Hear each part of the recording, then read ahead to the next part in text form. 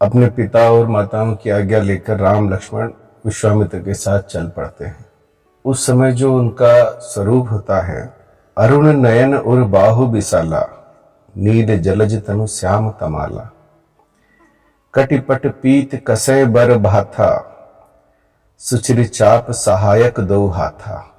अर्थात राम के लाल नेत्र हैं, चौड़ी छाती और विशाल भुजाएं हैं, नील कमल और तमाल के वृक्ष की तरह श्याम शरीर है, कमर पर तरकश कसे हैं और हाथों में धनुष है। घने भयानक वन में काफी देर चलने के बाद विश्वामित्र दोनों भाइयों को कुछ देर विश्राम करने को कहते हैं।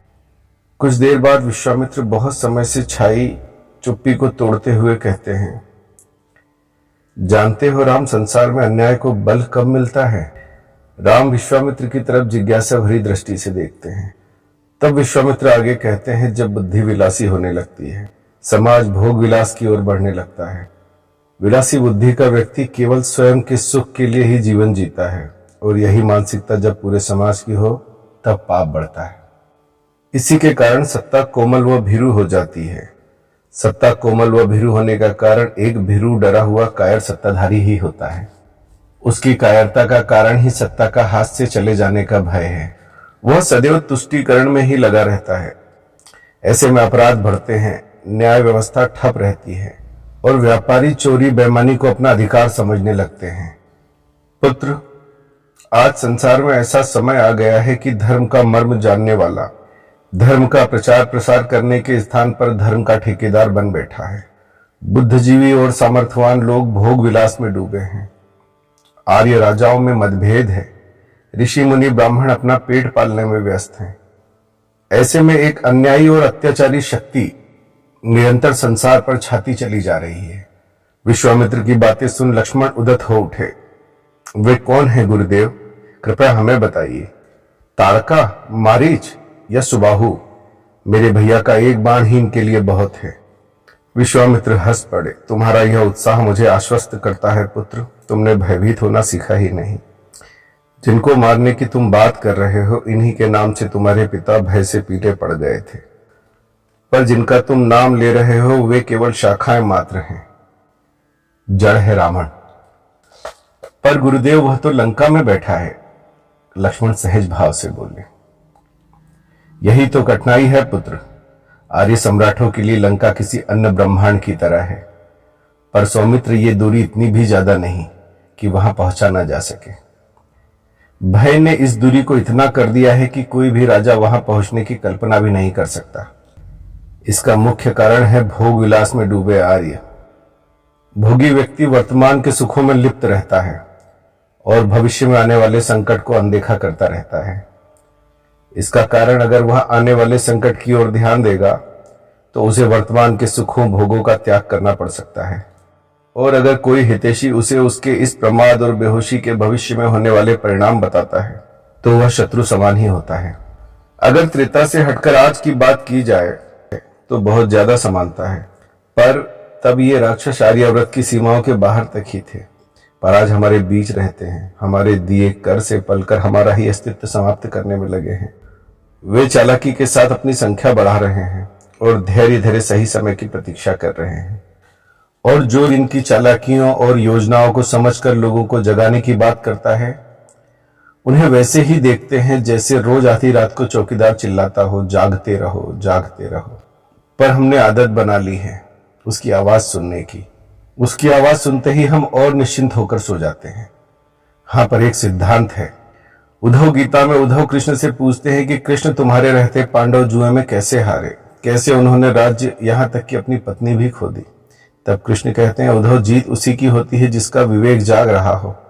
उस समय पांडवों का विवेक सो रहा था, इसलिए उन्होंने मुझे बाहर ही रोक दिया था, जिससे वो अपने विनाश का खेल छिपकर खेल सके। दुर्योधन जुआ खेलना नहीं जानता था, इसलिए उसने अपनी जगह अपने मामा को खिलवाया जो इस खेल का महारथी था। पांडव चाहते तो मुझे भी अपनी जगह खिलवा सकते थे। तब परिणाम क्या होते इस खेल के तुम जानते ही हो। आगे कृष्ण कहते हैं, जिसका विवेक जागेगा वही जीतेगा। इसलिए कहा गया है, जब नाश मनुष्य में छाता है पहले विवेक मर जाता है। आज हिंदुओं का विवेक सोया है और अगर कोई जगाने का प्रयास करे तो वह शत्रु है। अब रामायण में आगे बढ़ते हैं। विश्वामित्र आगे कहते हैं, रावण के दूत राक्षसी मनोवृत्ति और चिंतन लेके बहुत दूर दूर तक आर्य संस्कृति को घुन की तरह चाट कर खोखला कर रहे हैं। वन में रहने वाले भोले भाले अशिक्षित वनवासियों को वो अपनी नीति व शिक्षाएं दे रहे हैं और उनके दुखों, उनकी अज्ञानता और उनके शोषण का कारण आर्यों को बताते हैं। उन वनवासियों में अगर कोई बुद्धिमान हुआ तो वे उसे धन या बल से अपनी तरफ मिला लेते हैं। इस प्रकार राक्षस प्रतिदिन शक्तिशाली होते जा रहे हैं और अगर ऐसा ही रहा तो भविष्य से दृष्टि छिपाने वाले ये आर्य शीघ्र ही नष्ट हो जाएंगे। तुम दोनों भाइयों को मैं एक छोटी सी कथा सुनाता हूं। एक वृक्ष पर एक बगुला और उसकी पत्नी रहते थे। एक दिन बगुले से उसकी पत्नी ने कहा, स्वामी वो देखिए, हमारे वृक्ष की जड़ में एक बीज से अंकुर फूटा है। यह शीघ्र बढ़ने वाली बेल लगती है जो कि कुछ ही दिनों में हमारे वृक्ष को मजबूती से जकड़ लेगी। तब इसे हटाना असंभव होगा और किसी दिन कोई सर्प, नेवला या अन्य परभक्षी जीव इसी के सहारे वृक्ष पर आकर हमें या हमारे होने वाले बच्चों को नुकसान पहुंचा सकता है। इसलिए आप समय रहते इसे उखाड़ फेंकिए। पत्नी की बातें सुन बगुला ठहाका मार कर हंसा और बोला, तुम कितनी भोली हो और मूर्ख भी। जिस बीज का अभी ढंग से अंकुर भी नहीं फूटा वह हमारे पेड़ को घेर लेगा और जिस पर परभक्षी चढ़कर हमारे अंडे बच्चों को खा जाएंगे वो बच्चे जो अभी पैदा भी नहीं हुए।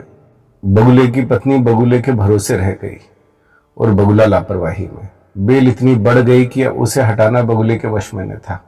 पत्नी फिर बोली, मैंने कहा था अभी भी समय है, इस वृक्ष को छोड़ दो। बगुला इस बार गंभीर था। वह बोला, कुछ ही दिन में अंडों से बच्चे बाहर आ जाएंगे, तब हम इसे छोड़ देंगे। पर एक दिन वही हुआ। परभक्षी ने आकर बगुले की पत्नी और अंडों दोनों को खा लिया। राम, इस कथा को सुनाने का कारण यह है कि अन्याय की बेल निरंतर बढ़ती जा रही है। ऐसा न हो कि एक दिन उसे काटना असंभव हो जाए। आगे विश्वामित्र राम से बोले, पुत्र क्या तुम कुछ पूछना चाहोगे? राम बोले, गुरुदेव मैं जानता हूं आपकी क्षमता को, आपकी शक्ति को। जिस कार्य के लिए आप हमें यहां लेकर आए हैं वह आपके लिए बहुत ही तुच्छ सा कार्य है। आपसे बड़ा शस्त्रों का ज्ञाता इस संसार में नहीं, तो राक्षस का संहार आप क्यों नहीं करते? आपको हमारी आवश्यकता क्यों पड़ी? विश्वामित्र के चेहरे पर मुस्कान आ गई। वे बोले, राम, प्रकृति का बड़ा विचित्र न्याय है। वह एक ही व्यक्ति को कभी अपनी संपूर्ण शक्तियां नहीं देती। इसमें दो पक्ष हैं पुत्र, एक चिंतन और दूसरा कर्म का। और यह अद्भुत नियम है कि जो चिंतन करता है, जो न्याय, अन्याय और कल्याण की बात सोचता है, जिसमें बुद्धि और ज्ञान की प्रधानता होती है, उसके व्यक्तित्व का चिंतन पक्ष विकसित होता है और उसका कर्म पक्ष कहीं पीछे छूट जाता है। अपने चिंतन को स्वयं कर्म में परिणत करना उसके लिए संभव नहीं हो पाता। उसकी कर्म शक्ति क्षीण हो जाती है। वहां पर शरीर का केवल मस्तिष्क ही प्रधान होता है, बाकी अंगों में शिथिलता आ जाती है। दूसरी ओर जो लोग न न्याय, न औचित्य, न समाज की बात सोचते हैं, वे अपने स्वार्थ के लिए कर्म करते चले जाते हैं। और राम, जिस व्यक्ति में चिंतन न होकर केवल कर्म ही हो तो वह व्यक्ति को राक्षस बना देता है। न्याय अन्याय का विचार ही मनुष्य को ऋषि बनाता है। और राम, जो व्यक्ति कर्म व चिंतन दोनों पक्षों से पूर्ण हो, ऐसे व्यक्ति संसार में बिरले हैं। मुझे तुम दोनों तरह से समर्थ दिखाई पड़े, इसलिए मैंने तुम्हारा ही चुनाव किया। एक समय मुझ में कर्म था पर चिंतन नहीं, और अब ज्ञान है, ऋषि कहलाता हूं, पर अब कर्म की शक्ति मुझ में नहीं है। इसलिए मुझे तुम्हारी आवश्यकता पड़ी राम।